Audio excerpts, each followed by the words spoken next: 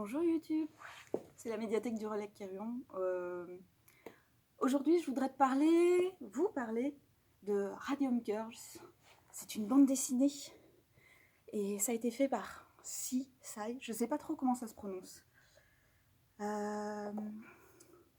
C'est une bande dessinée qui est dessinée au crayon de couleur et c'est vraiment très très chouette. Ça change de d'habitude.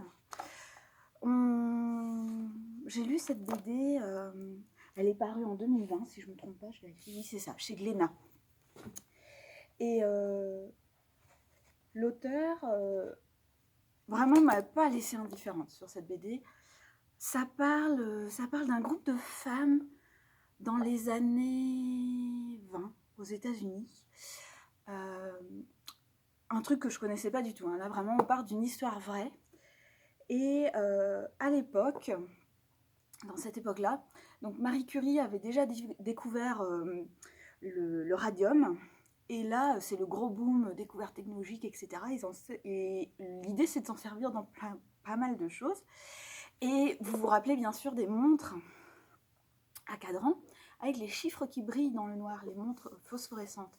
Et d'ailleurs, vous ne le voyez pas parce que forcément, il fait jour à peu près sur ma vidéo, même si je suis légèrement à contre-jour. Vous ne le voyez pas, mais une partie des personnages sont fluorescents. Dans le noir, cette BD, on verrait des grosses traces jaunes dessus sur nos femmes, sur nos Radium Girls. Et alors pourquoi est-ce que ces femmes, elles brillent dans le noir alors que je vous parle de radium et de montres? Eh bien tout simplement parce qu'à une époque, ces montres étaient peintes à la main par des ouvrières.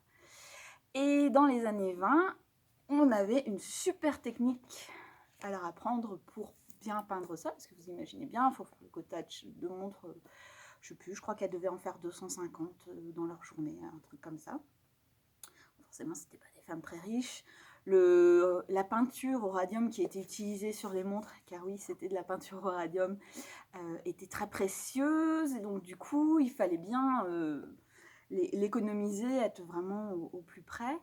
Et donc, pour ça, on avait une technique très efficace qui était Lip Dip Paint, en anglais dans le texte, qui veut dire lécher le pinceau, tremper le pinceau dans la peinture, peindre le numéro. Et vous faites ça à chaque numéro.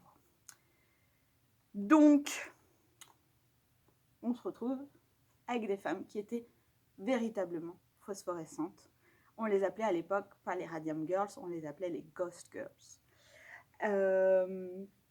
Donc du coup, en 1918, on nous raconte l'histoire de ces femmes, et puis un petit peu après, donc Grace, Catherine, Molly, Albina, Quinta. Vous imaginez bien que malheureusement, ça ne leur a pas réussi. Et à la fois, cette histoire, ça permet aussi de garder la mémoire de ces femmes, de garder leur combat, puisqu'elles ont dû se battre pour faire reconnaître ce qui leur avait été arrivé dans le cadre du travail. Sachant que bon, c'était vraiment...